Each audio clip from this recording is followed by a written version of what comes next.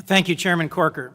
Thank you for calling this hearing, and thank you for what you and the ranking member have done to lead us in what is a united effort. To say that, Madam Assistant Secretary, you have launched a war. President Trump has launched a trade war without a strategy, and these Trump tariffs are imposing consumer taxes. I'm hearing from folks in Delaware, from port workers at the docks who are concerned that shiploads of steel that come to my state in the wintertime from Sweden and from Finland will not be coming, that the costs will be raised, that their jobs will be harmed. I'm hearing from soybean farmers in the southern part of my state that they're facing the lowest price for their crops in a decade. Folks are confused, they are anxious, and they have a concern. And you've just heard it from us on a bipartisan basis, that President Trump has launched a trade war without a strategy and without a plan for how to get through this. In your prepared remarks, which you repeated, you said, allies and partners share our frustration in responding to the challenge of China's economic aggression. We are building an international coalition to address China's state-led policies which distort markets, discriminate against international competition, force technology transfer, and permit theft of sensitive intellectual property. Madam Assistant Secretary, if that's what you were doing, I'd be cheering. I'd be saying, what a terrific plan. I only wish this were true, but it's not. In a trip that I just took with the chairman, we visited 4 of our vital allies in Northern Europe that included Sweden. And in our meetings with national leaders in those 4 countries, countries that are fighting alongside us in Afghanistan, they are puzzled, they are offended, and they are distanced from us by these tariffs.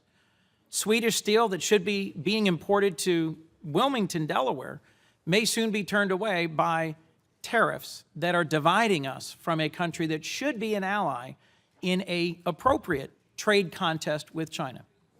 I just had a meeting yesterday with Senator Isaacson, my good friend from Georgia, where we met with the trade minister of South Africa, a country that has finally opened their markets to our poultry after years of effort that we undertook. And it's clear they're going to slap reciprocal tariffs on us that will harm the poultry farmers of Eastern Shore, Maryland, Eastern Shore, Virginia, Southern Delaware. This is a trade war with real consequences, but without a strategy. And frankly, I couldn't agree more with the point that Republican Senator Young just made. This Section 232 authority has in the past been used against the real enemies of the United States, against Libya and Iran, not against Canada, Germany, Sweden, South Africa. So, Madam Assistant Secretary, with all due respect, the administration should be on notice that 88 senators yesterday voted to send a strong and clear signal to President Trump that he is misusing his Section 232 authority, and that if you believe what you are accomplishing with these tariffs is supporting our national security, in recent meetings with ministers of foreign affairs, from Sweden to South Africa to Canada, you are in fact harming our national security.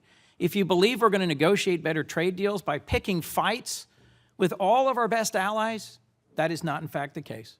And if you think the outcome will be a reformed WTO, I think instead it will be chaos.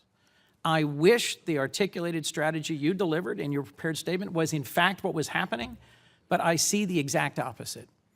Please, Madam Secretary, in a minute or two, if you could give us some reassurance that President Trump sees as clearly as you do that our goal should be to unite our allies against China's mercantilist policy, and is not, in fact, what I see happening, which is a wildly swung bat that is hitting our closest allies in a way that harms our national security, harms our chances at better trade deals, and harms folks in my home state who work at our port and work in our farms. Well, thank you, Senator. I can tell you President Trump is committed to working with our allies.